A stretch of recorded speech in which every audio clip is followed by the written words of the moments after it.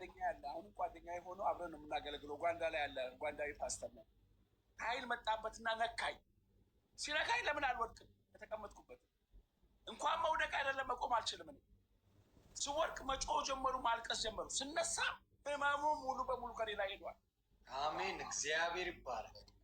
ከዛም በኋላ እስከ እሑድ ጠጠሮቹን ሁሉ አንድ በአንድ እያወጣ 3 ምስር የሚያካክሉ ጠጠሮች ቅዳሜ ማታ ወጡ። ይሄ ሁለተኛ። አሁን ደግሞ አሜሪካ መጣው። እኔ በእሳት ያለው ሰው ነኝ። ስወጣ አጋንንት ይወጣል። ሲወጣ ማህን ማስጫ አይቻልም ተባለ። መጀመሪያ በጽመኛው ቀን መጸለይ ሲጀምር ወጣ። ስወጣ እኔ ኦርቶዶክስ ነኝ አለች። ምንም ችግር የለውም አልካት። አንድ ልጅ ይዛ ትሄዳለች። የ7 ዓመት ልጅ ነው አብራት ይሄዳል። ከዛ ልክ ልንለያይ ስንል በቃ የመሰከርኩላት እጄ ማለት ነው።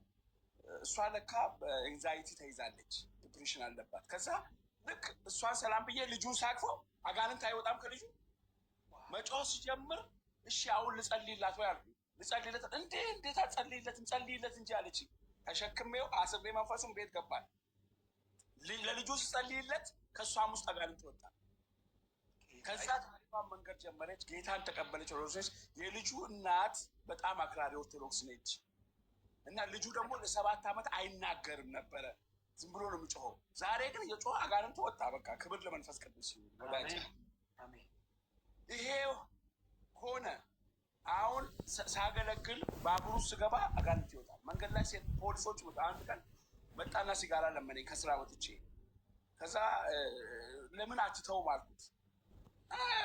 እፈልጋለሁ ሰው አይ ፕሬ ፎር ዩ አልኩት። የስ አለ። ልክ እንደዛ ሴት ሰውየው አጋንንት ጮኸ። ነጭ ፈረንጅ ነው ሚኒያፖሊስ ላይ። ከዛ ሮጠና ከኔ ሮጠ።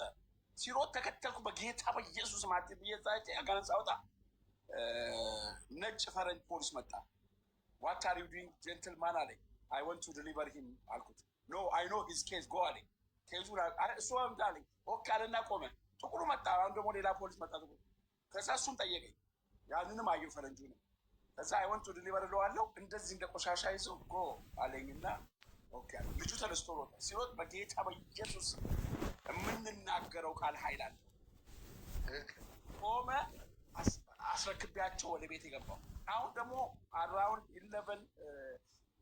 11 ፒኤም ላይ ከስራ እመጣለሁ።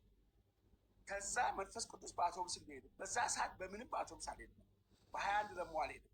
መታዘዝም ጥቅም እንዳለ ልክ 21 ውስጥ ሄድኩኝና 21 ውስጥ ገብቼ ወደ ቤቴ ልገባ ስል ልክ ስገባ ቁጭ ብሏል። እኔ አንድ መንገድ ላይ እዛ አውቶቡስ ሳልገባ ለአንድ ካንሰር ላለ ጥቁር አሜሪካዊ ሄድላት። በጣም ተነቃቅተን ለእሷም ጸልዬ